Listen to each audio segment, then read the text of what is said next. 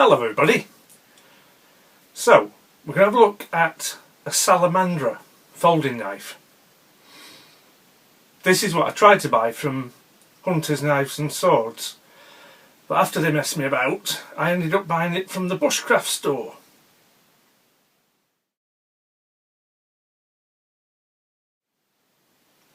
So let's crack on and have a look at this lovely little Spanish folding knife.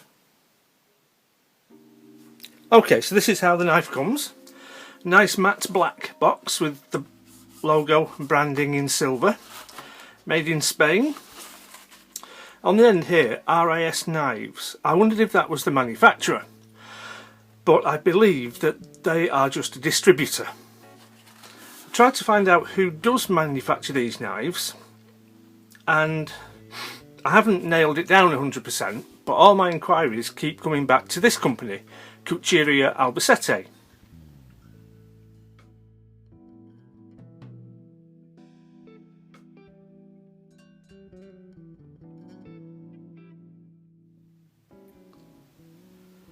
And I believe that is the company that owns several of these Spanish brands: Salamandra, Joker, Azero, and a few others. So we get the knife out. Comes wrapped in a little bit of tissue paper. It arrived with this little cord through the lanyard hole, but I've taken it off because I don't want that. And here's the knife. Single blade, wooden handle, or wooden scales, pocket knife. Got a brush finish on the liners and the back spring. A little bit of detail in there, and the back spring extends out to form this lanyard slot. The first thing you might notice is the difference in the scales. This is olive wood, but it's quite plain on that side, whereas the other side is quite figured. This knife cost £28, so for the two sides not to match like that is a little bit disappointing. Had the knife been any more expensive than that, I would have probably sent it back and got one where they match. But for me, it's not a deal breaker. So we've got a single spear point blade, satin finish. On the blade there we've got the logo, Salamandra, made in Spain, and underneath molybdenum vanadium, because it's MOVA, molybdenum vanadium steel. Flat ground with a terminal bevel. The knife is just about 4 inches long when closed, about 102, 103 millimeters. The blade tip to handle is about 2 7/8, about 74, 73 mil. And the blade steel is, let's have a look, 2 millimeters thick, I would say. So if we put that in context for size with the Victorinox Spartan copy, you can see it's a little bit bigger in the handle, but you do get a much more substantial blade.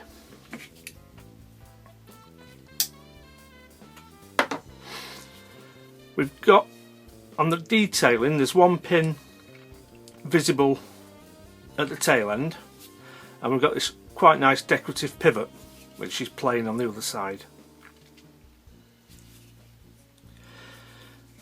As I say, it's a slip joint and the blade doesn't ride on washers or bearings, so you can feel the blade steel grinding against the steel liners when you open and close it, but I personally don't think that's a problem. Clicks into place very nicely, good strong back spring. Fit and finish is quite nice actually. There's just a little bit of how to describe it? It's slightly short of flush there with the back spring, but the contouring on the wood is all nice and smooth. I think it's quite well done. Let's see what it weighs.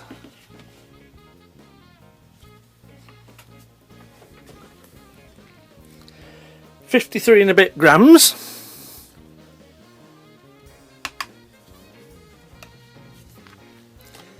Or 1.88 ounces. So I think for less than 2 ounces you've got a nice usable size pocket knife there. Let's try the factory edge. So on the magazine paper, nice and smooth there, no problem at all. So, how will we cope with the phone book paper?